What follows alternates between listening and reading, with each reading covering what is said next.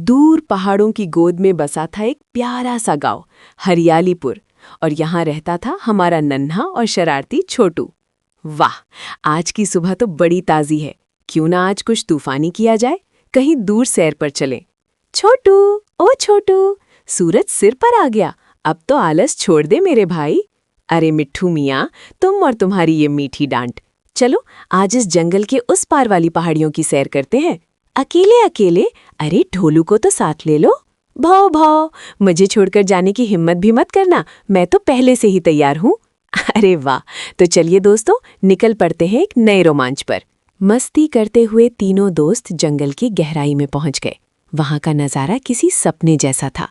देखो मिट्ठू, ये फूल कितने चमक रहे हैं, जैसे किसी ने इन पर सितारे छिड़क दिए हों।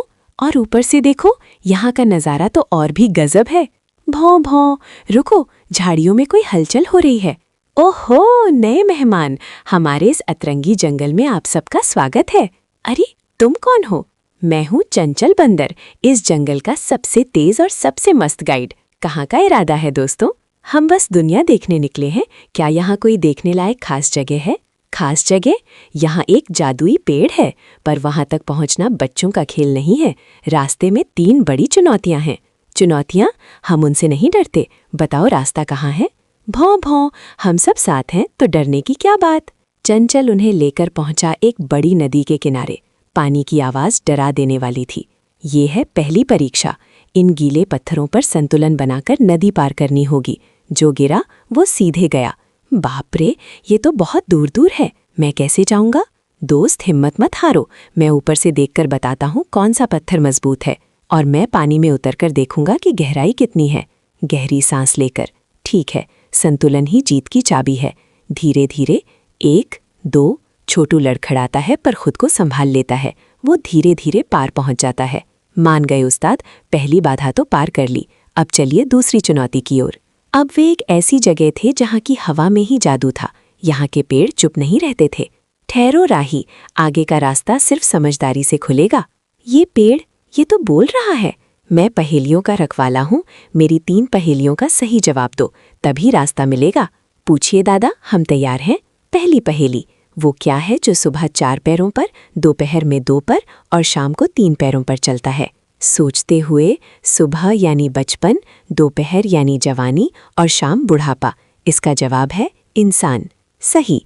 दूसरी पहेली, मैं पंखों के बिना उड़ता हूँ और आँखों के बिना रोता हूँ। बताओ मैं कौन हूँ? ये तो पक्का बादल है। भाव भाव। बहुत अच्छे। अब आखिरी पहेली, वो क्या है जो जितना ज्यादा आपके पास होगा, आपको उतना ही कम दिखाई देगा? सब खामोश हो जाते हैं। इसका जवाब तो बहुत आसान है, अंधेरा। लाजवाब, तुम्हारी बुद्धि ने मेरा दिल जीत लिया।